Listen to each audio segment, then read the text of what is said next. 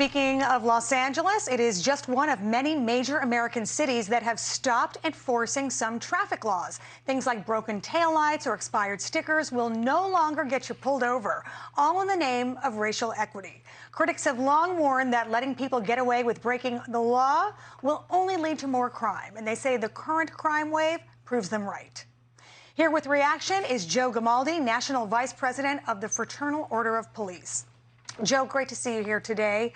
Back in March, Philadelphia became the first city to ban police officers from pulling over drivers for those minor traffic violations I mentioned, things like expired tags, broken brake or tail lights, all in the name of racial equity. It hasn't turned out so well. Officials say crime is on the rise, and now the Philadelphia Lodge of the FOP, the Fraternal Order of Police, is suing to invalidate the law.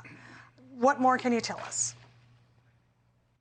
You know, all I have to say is, here we go again. I mean, we've seen this story before. We have politicians, academics, and activists pushing these woke, no-consequence criminal justice policies, and they gaslight the American public into thinking this is going to make your community safer without any data to prove that it's actually going to do that. We saw it with bail reform and completely decriminalizing minor offenses, which led to urban decay and our huge crime increase. And in fact, this new policy that's going to, tell officers they can't do traffic stops, it's only going to make matters worse, and I actually have the data to back it up. Because in 2020, 42% of all illegal firearms pulled off the streets in New York, guess what? Surprise, surprise, traffic stops. Kansas City, 1 in every 28 traffic stops pulled the gun off the street. And the funny thing is, the folks that are pushing these policies, they say it's going to help our minority communities, but it actually does the opposites. Because you know who's disproportionately impacted by violent crime in this country? Black Americans, to the tune of 12 times the homicide rate than everybody else. So the people that are pushing these policies, they're, at best, uninformed idiots, and at worst, they just don't give a damn about their communities, and either way, it ain't good. Well, it's interesting the city councilman who authored the bill said that Philadelphia was leading the way when it came to the issue. Seems they're leading the way to lawlessness. And since then, other cities have followed suit. Los Angeles, Minneapolis, the entire state of Virginia. How are those places doing?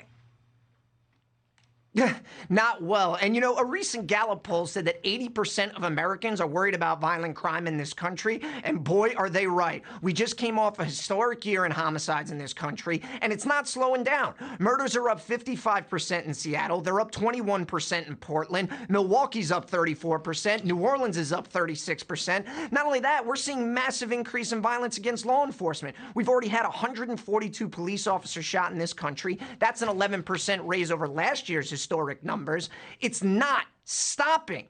And I just don't understand how these politicians aren't getting the hint. The American people are very clear what we want. We want straight, safe streets. We want our neighborhoods to be secure. We want our businesses to thrive. And there's going to be a reckoning. So, if you're a politician in this country, and I don't care whether you're a Republican or a Democrat, and you're ignoring this crime problem, and you're not wanting law and order in these streets, you better get your resume ready, because your ass is going to be looking for a job in November. Yeah, to that point, I want to bring up a headline from the New York Times. The headline says Democrats face pressure on crime from a new front, their own base. Not long ago, the party was focused on police reform, but rising fears of violence, especially along communities of color, have led candidates to change course.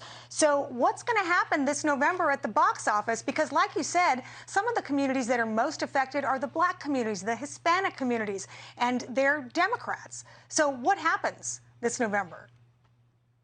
I'm telling you right now, if these candidates don't get on the bandwagon with law and order and what communities really want in these streets, they're going to be voted out. A recent poll said that 80% of Black Americans want more police officers in their neighborhood. 80% of Hispanic Americans want more police officers in their neighborhood. It's very clear what we want. We want law and order. And if not, we're going to find somebody that's going to give it to us.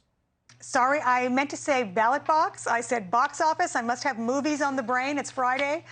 Joe Gamaldi, all good points there. Thank you so much for coming today. We'll see you again.